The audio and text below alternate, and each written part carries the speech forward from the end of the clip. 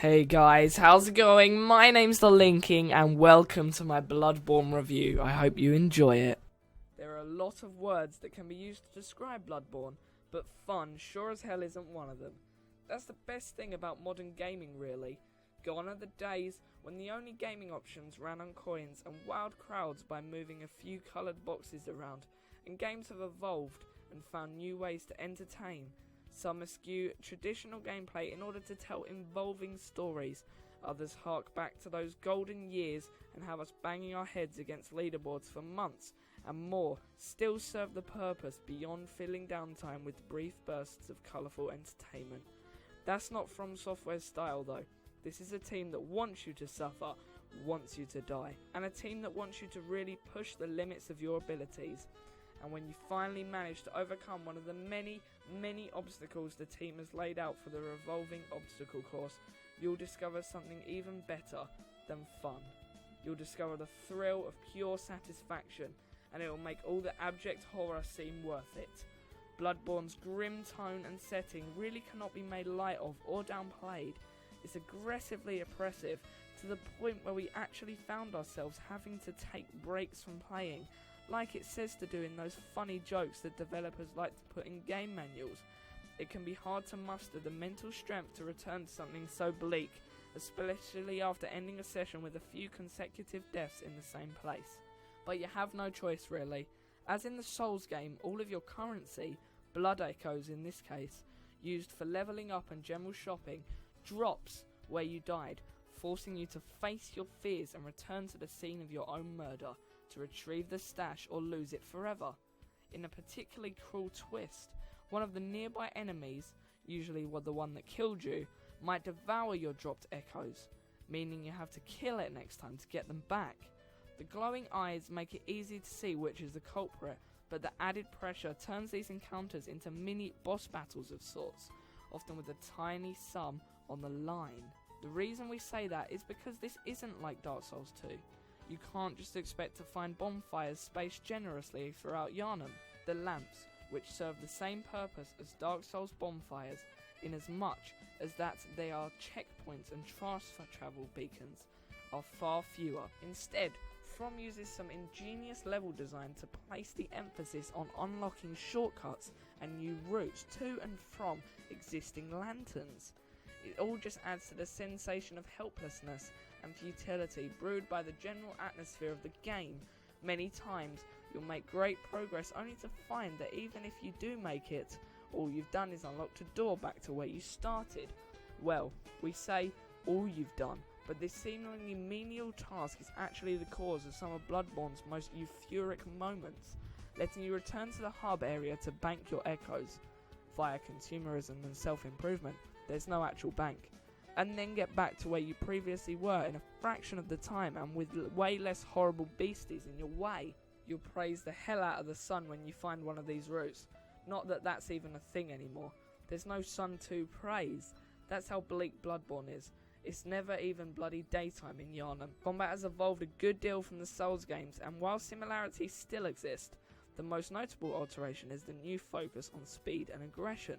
Patient players could hide behind shields and pick their moment in Dark Souls, or keep a safe distance and abuse overpowered spells or cheap poison arrows to drop many foes. There is a shield in the game, but it seems to exist purely as a cruel joke rather than to facilitate classic Souls, sword and boarding. The emphasis here is on mobility and pace. The invulnerability window on dodging widens somewhat to make up for the fact that it is your only line of defense. Even the regain system, a new mechanic where recently lost health can be partially restored by spilling enemy blood, is a mixed blessing.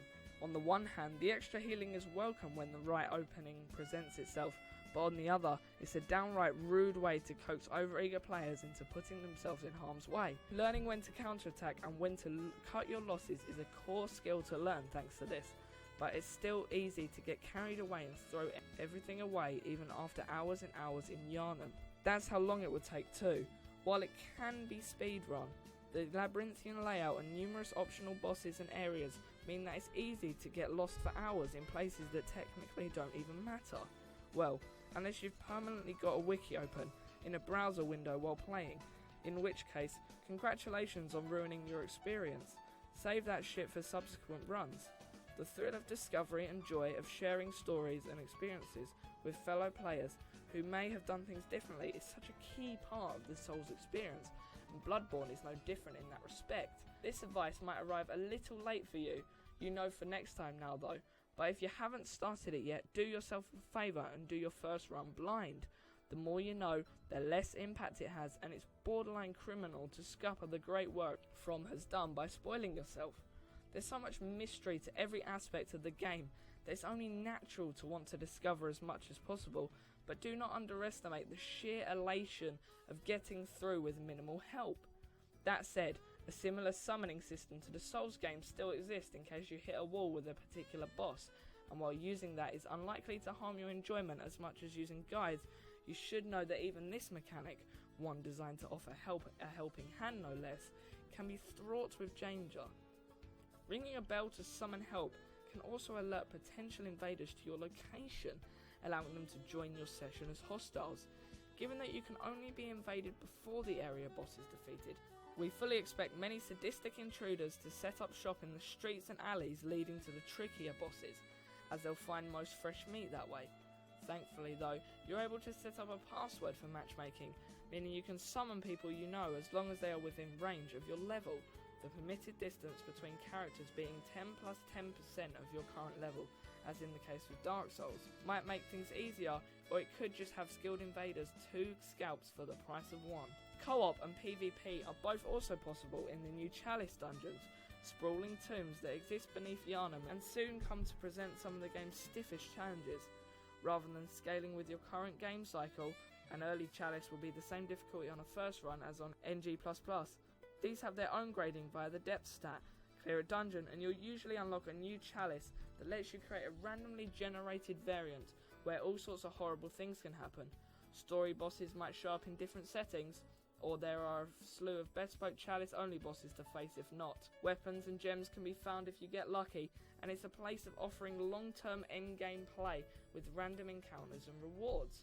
Just as well too, since New Game Plus offers little beyond a greatly increased level of difficulty, no new items, encounters or story stuff, well, that we know of yet. The community is still working the game out, meaning NG Plus is purely a place for veterans to show off skills, and Chalice dungeons are the real endgame here. Bloodborne is a horrible game, and one where everything and everyone is bleeding, crying, screaming, cackling, dying, or doing some/all of those things in some grim combination.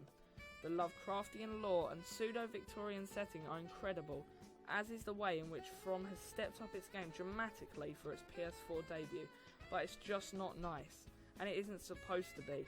This is a game that psychs players out within mere minutes and revels in their fear, desperation and misery, and naturally, that's not going to be for everyone.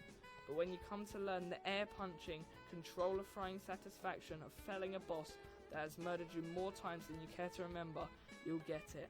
From Software is a studio that has mastered the fine balance of challenge and reward, and there's an argument to be made for this being its finest effort yet.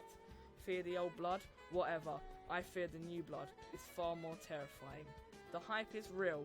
From Software did not disappoint. Bloodborne is amazing and easily the best AAA exclusive on PS4 so far. Come have a horrible time in Yharnam with me. 92%.